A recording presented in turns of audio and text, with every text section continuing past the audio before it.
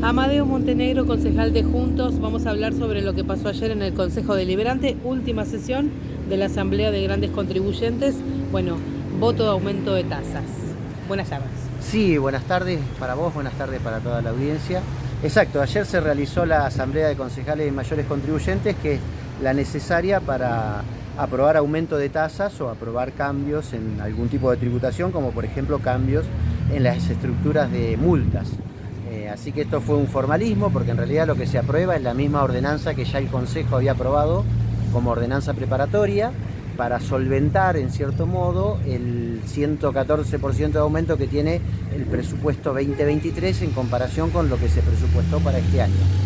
Así que básicamente nosotros hicimos el mismo planteo, las mismas objeciones.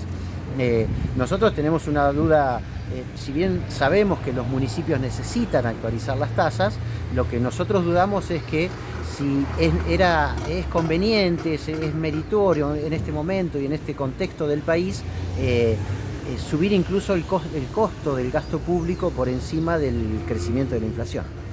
Amadeo, vos sos muy técnico, ¿no? A veces en las entrevistas después te me vas por las ramas y bueno, yo quiero que seas como muy concreto.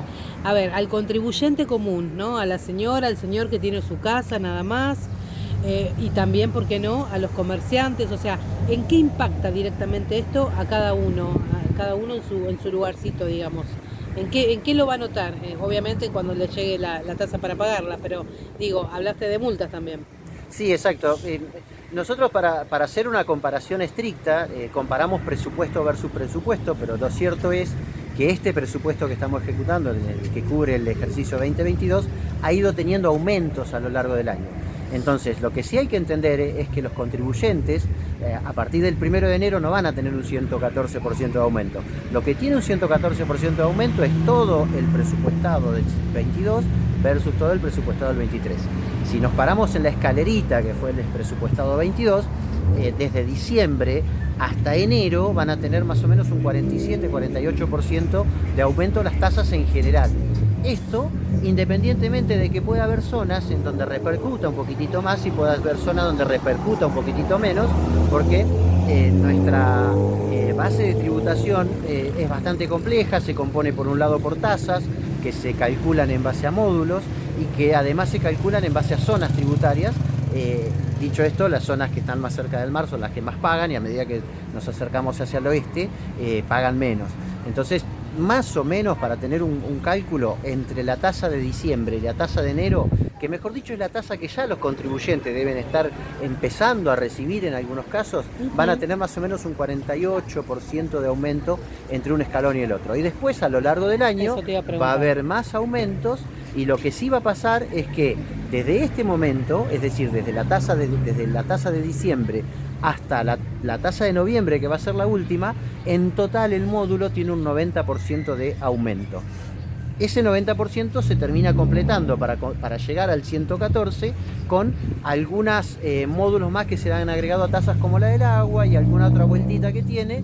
Y sobre todo, lo que sí vemos con mucha preocupación es que lo que hay en este presupuesto es un mayor énfasis en la cobrabilidad hacia el sector comercial. Es decir, el municipio está calculando de que va a cobrar mucho más tasas vinculadas al comercio, incluso algunas de ellas que no son tasas sino son directamente las multas. Y en ese sentido sí tenemos una preocupación, lo expresamos en el recinto. Las multas han subido muchísimo de valores de cálculo, porque las multas se calculan en base a los MUL, que claro, son iguales que el módulo. El MUL y el módulo están equiparados, por lo tanto sube el módulo de tributación, sube el MUL. No solamente sube el MUL el 90% interanual, sino que además en algunos casos, y sobre todo en cerca de 45 el núcleo duro de infracciones vinculadas al comercio, que cuando uno habla de infracciones, algunas infracciones son directamente por ejemplo, no tener o tener invadida una cámara de frío por productos que no son alimenticios. Puse un ejemplo en el recinto. Alguien se olvida un changuito en una cámara de frío y es plausible de una multa. Claro. Esa multa aumentó un 500% el mínimo y un 100% el máximo. Entonces, lo que vemos también con preocupación es que se eliminaron esa franja que normalmente toda multa, la multa es una conducta humana, la conducta humana siempre tiene un margen de discrecionalidad por parte de la jueza de faltas, para saber si la merituación de la conducta Claro. es el máximo o el mínimo. ¿Qué Claro. te olvidaste dentro de la cámara de frío? ¿Un changuito, que es una cosa que no contamina, o te olvidaste un bidón de nafta, Claro. que es una cosa contaminante? Entonces, normalmente ese tipo de multas tienen un rango amplio para que la jueza de falta pueda merituar de acuerdo a la infracción. Bueno, lo que han hecho es acercar mucho el mínimo al máximo. Por lo tanto, todas las multas van a tener Claro. muchísimo más cargo. Claro. No solamente el cargo del valor del módulo, sino que también el cargo de haber borrado de un plumazo ese mérito que podía hacer la jueza de faltas en cuanto a la conducta. Y algunas multas que para nosotros son muy preocupantes, como todas las vinculadas a Arbigé y vinculadas a la exigibilidad de cierta documentación, que para nosotros ahí estamos en un margen de falta, el municipio está teniendo un margen de falta vinculados a algún tipo de exigencia que está haciendo Arbigé, que para nosotros forman parte de un núcleo de secreto fiscal tributario que no se lo pueden exigir al comercio. Así que bueno, ahí hay una discusión secundaria, pero lo cierto es que sí vemos con preocupación, resumiendo, que muchas de estos mayores costos terminan cargándose en la espalda del comercio. Bien, pasemos al tema de la salud, que es un tema, bueno, que hablamos todo el año de lo mismo, porque la situación sigue siendo la misma. De hecho, estamos ya prácticamente cerca de las fiestas. En el hospital el plantel pareciera ser el mismo, la gente cuenta las mismas historias, las mismas falencias. Bueno, preocupante porque bueno, estamos por comenzar enero con todo lo que se viene del turismo, y la verdad es que no haya cambios en el hospital preocupa y mucho. Pero bueno, no hablemos en este momento del hospital en funciones, sino de lo que va a ser algún día, si Dios quiere, el futuro hospital, y todo lo que sucedió la última semana, ¿no? La demolición del Centro de Salud Norte, bueno, estas mujeres, madre e hija y vecinos de alrededor que protestaron por la tala de los árboles. ¿Qué está pasando con ese predio? ¿Ustedes como concejales tuvieron algún tipo de acceso a la información? ¿Por qué se talaron esos árboles? ¿Qué se va a hacer en ese espacio? ¿Por qué se le demolió el CAPS Norte? Sí, la verdad que lo que está pasando con la demolición del Centro de Salud Norte y la construcción del nuevo hospital es la crónica de un final anunciado. Nuestro bloque viene planteando desde que se sancionó la primera ordenanza, que curiosamente tiene la firma del intendente actual. Gustavo Barrera era presidente del Consejo Deliberante, y Gustavo Barrera fue el que le puso la firma a la ordenanza que eliminó eso como plaza pública y lo refuncionalizó a la parcela para construir un hospital materno-infantil. Hubo algún intento por parte de concejales del oficialismo de despegar a Barrera de la construcción del materno y echarle las culpas a Erneta, pero lo cierto es que el primer trámite administrativo que se hace con el materno tiene la firma de Gustavo Barrera, que era el presidente del Consejo Deliberante. En aquel momento nuestro bloque planteaba de que había terrenos al oeste suficientes como para poder construir y desarrollar una infraestructura edilicia hospitalaria a futuro, con más amplitud que esa misma manzana, sin árboles, sobre todo. Esas manzanas están realmente cualquier desprevenido que nos mire y que no sea de Gesell puede decir, bueno, derribar un árbol, derribar dos árboles, en este caso han derribado más de 20. Cuando hay una razón de bien común podría ser justificable, pero creo que nos olvidamos de nuestra historia, ¿no? Estamos imbuidos en el 14 de diciembre, en la película de Don Carlos Gesell, en lo que costó forestar esta ciudad, en lo que cuesta hacer crecer un árbol en esta ciudad, y esos son árboles realmente muy añosos y que tienen un valor para los propios vecinos. Totalmente. Muy importante.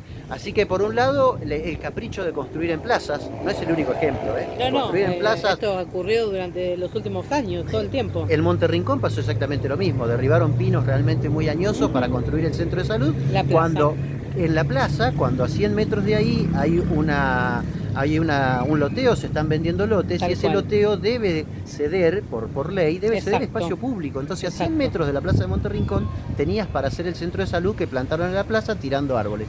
Pasó lo mismo en la 139, en donde para hacer la casa de la provincia también se derribaron árboles y también se está construyendo en una plaza. Es decir, hay como una especie de fetiche de la construcción en las plazas. Yo no sé, no quiero creer de que esto sea porque hay como una mirada populista de que es el lugar, la plaza donde más se ve, y entonces construimos donde más se ve y donde más se queja la oposición, y se la plantamos ahí, se la chantamos y le decimos casi como una cuestión de poner la vara más alta, de decir nosotros gobernamos y nosotros hacemos lo que queremos. A nosotros nos parece que no contribuye al consenso, a la paz social incluso a la manera de construcción de comunidad que tenemos que tener, en donde cada uno de los vecinos se vea representado con las cosas Totalmente. que se hacen. Las mujeres que fueron detenidas en un operativo insólito, porque la verdad, Totalmente poner un insólito. operativo policial con la cantidad de móviles, con la cantidad de patrulleros, para 2 mujeres que estaban protestando porque no les tiren los árboles, que yo las conozco de hace mucho tiempo, y se criaron ahí, la hija se crió viendo esa placita, viendo ese lugar, ese espacio, y yo entiendo cómo se deben haber sentido. Y la verdad que es una barbaridad. Y al otro día, curiosamente, tuvimos un episodio en el centro en donde no había un policía y hubo episodios de violencia. Terribles. Entonces digo, me parece que hay como medidas desmesuradas. Y por otro lado, más allá de lo ambiental, Sí, también está la cuestión del despilfarro de dinero que significa totalmente.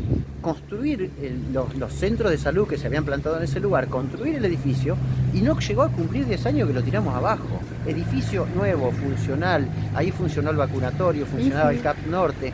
Sí.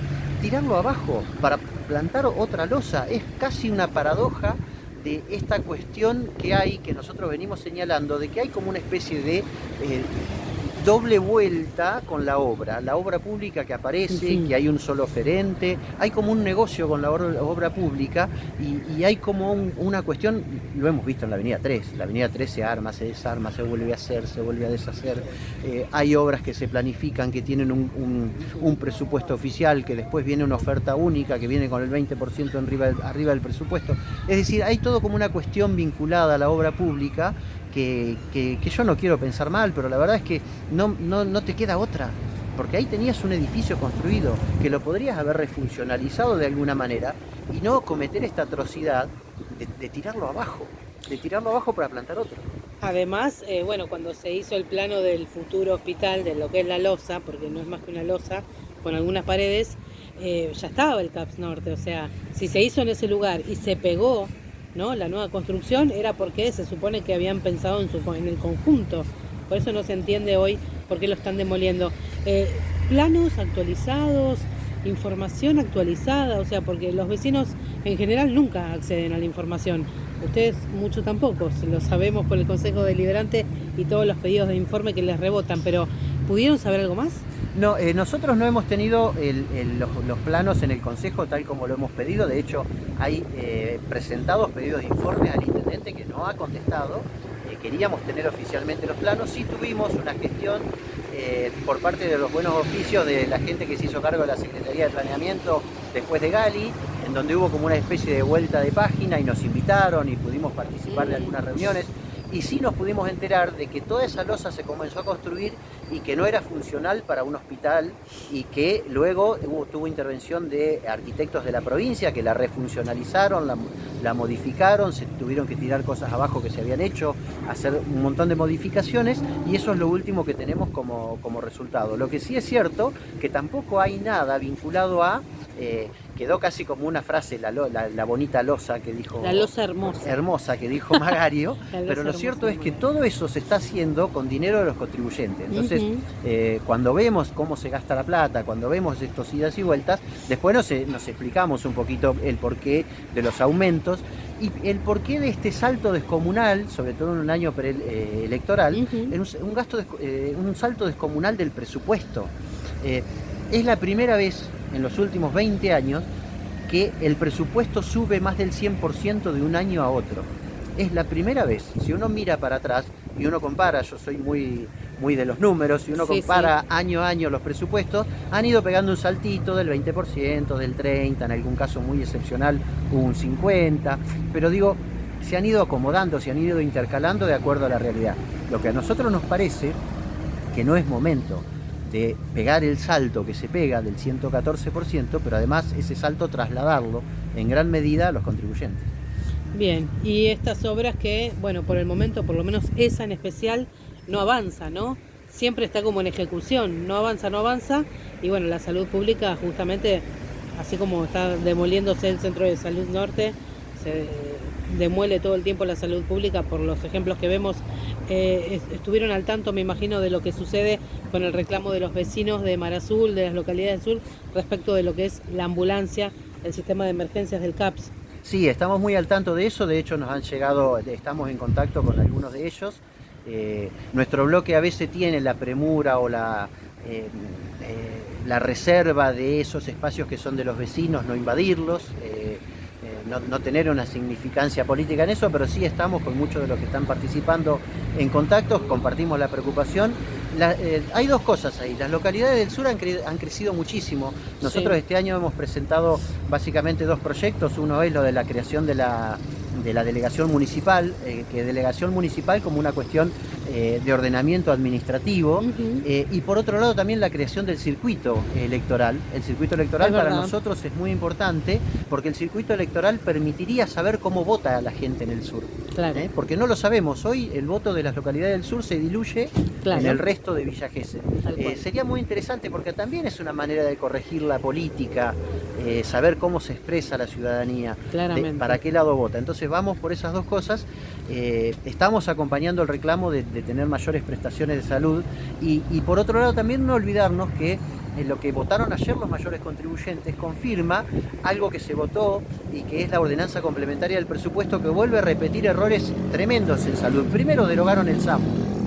El servicio de atención médica del SAMU, que es una ley bastante antigua, tiene más de 30 años, permitía la distribución de cerca de un 40% de los ingresos de lo que se le cobraba a las obras sociales para repartir entre los empleados.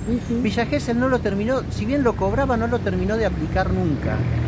Y ahora directamente lo derogaron. Y la explicación... Ingreso de dinero exacto, se deroga. Exacto. Y la explicación, ingreso de dinero y distribución. Porque el 40% tendría que haberse distribuido. ¿Distribuido en dónde? En los empleados. Ah, por eso entonces. Claro. Y la explicación del contador, dicha en el medio de la reunión de comisión, porque se lo consultamos por qué lo iba a derogar, no queremos resignar ese 40% en distribuirlo a sueldos. Fue así de simple la explicación. No lo queremos resignar, no lo queremos distribuir. Ahora bien, me ha pasado, he tenido personalmente muy buenas atenciones en el hospital. El hospital tiene una calidad humana y de profesionales realmente muy buena, pero te queda con la otra. Yo tengo obra social, en ningún momento te la piden. Claro. Entonces directamente no le estamos cobrando las prestaciones a las obras sociales. Con lo que en verano significa, ¿no? Con todos los turistas que vienen. Con lo que en verano significa, porque realmente te podría tener el hospital un ingreso importante. Y la otra cosa que sí quiero hacer notar es que hemos perdido el año a mí me dio un tremendo dolor volver a ver la carrera profesional sanitaria en 8 artículos de la complementaria del presupuesto, que la complementaria del presupuesto es una ordenanza que dura solamente un año, es una cosa precaria, atada con alambre. La carrera profesional de los médicos, atada con alambre en la complementaria, otra vez, en vez de haber trabajado, que perdimos el año, en volver a trabajar en una regulación de la carrera profesional sanitaria que es realmente muy necesaria. El hospital necesita tener mando, tener liderazgo, que los liderazgos sean profesionales y que además el crecimiento dentro de la estructura sea por mérito. Claro. Y eso es una palabra que parece que al oficialismo de turno no le gusta mucho. Bueno, una promesa que, si no me equivoco, la doctora Marta Zuluaga, concejal del Frente de Todos, había dado, ¿no? De llevar a cabo esta discusión en el Consejo. Sin embargo, un año más termina en la nada. Sí, yo creo que en algún momento Marta mostró y la creo y le tengo confianza desde algunas cuestiones que tienen que ver con lo personal, con un trato que nos tenemos desde hace muchísimo tiempo, la respeto mucho, pero me parece que va más arriba de ella, y ese es el problema. Me parece que en algún momento nos fue muy sinceros, de no empujar algo que ella misma entiendo que sabía que no se iba a poder cumplir. Así que yo en ese sentido me parece que va más arriba. Sí, me hubiese gustado que hubiese estado un poquito más firme en la determinación de modificar estas reglas de juego para el sistema de salud. Pero me parece que el sistema de salud de Villa Gesell está condenado a que solamente se va a poder cumplir con un cambio de la política. El problema central del sistema de salud de Villa Gesell es la política. Totalmente. Y si no hay un cambio en la política, me parece que todos los empujones que podamos dar no sirven. Porque por otro lado, si uno lo mira desde el presupuesto, muy bien lo hacía notar Gabriela Cariñano, la presidenta de la Comisión de Hacienda, se lleva el 23-25% del presupuesto, que es mucho, y no funciona. Entonces, el problema lo tenemos en la política, no lo tenemos ni siquiera en La administración. Exacto, no lo tenemos ni siquiera en los fondos ni en la administración, lo tenemos en la política. Bien. Bueno, gracias Amadeo como siempre. No, por favor, gracias a vos por haber estado siempre. Hoy es 20 de diciembre, ya estamos muy cerca del fin de año, así que si no nos volvemos a ver, lo mejor, nosotros estamos en contacto por una cuestión de trabajo casi todos los días, estamos a disposición, pero sí desearle a toda tu audiencia que te ha acompañado en este apostolado, porque tu periodismo es un apostolado, no es un... Soy casi una corresponsal de guerra. Sí, realmente es un apostolado, así que hacerme solidario con tu periodista que sufrió momentos muy difíciles los otros días en la plaza. Sabrina, una colaboradora nueva de Por la 3. Exacto, con Sabrina lo hicimos públicamente desde el bloque, lo volvemos a reiterar. A nosotros nos parece que la tarea del periodismo es una tarea central para la democracia, porque es una tarea de difusión de ideas, y más de una vez desde la política nos pasa de que no nos gusta mucho lo que opinan, pero la verdad es que hay que respetar, porque la democracia se construye con los disensos, ¿no? No es necesario tener la misma opinión, sí tenemos que tener un mismo nivel de respeto, y eso es lo que tenemos que recuperar en nuestra comunidad. Bien, y el trabajo de la prensa acá, en la China, en todos lados, es el mismo. O sea, no estamos inventando nada nuevo, lo que pasa es que, bueno, a veces cuesta respetar a la prensa. Sí, exacto, coincido totalmente. La tarea de la prensa a veces tiene caminos parecidos a la política y a veces va en contra de la política, ¿no? La tarea de la prensa debe ser investigar, profundizar, tener propia idea, porque además también es una tarea que depende del mercado. Porque si vos no construís un buen producto, directamente hoy hay una heterogeneidad de plataformas que te vas a otro lado. Y si tus medios sobreviven, te vemos llegar con el celular y con el trípode al hombro, y si sobrevive es porque tiene éxito en eso. Así que el periodismo es servicio, me quedo con esa frase. Sí, claro que sí. Así que bueno, a seguir adelante. Gracias. Y a seguir luchando. Gracias, Amadeo.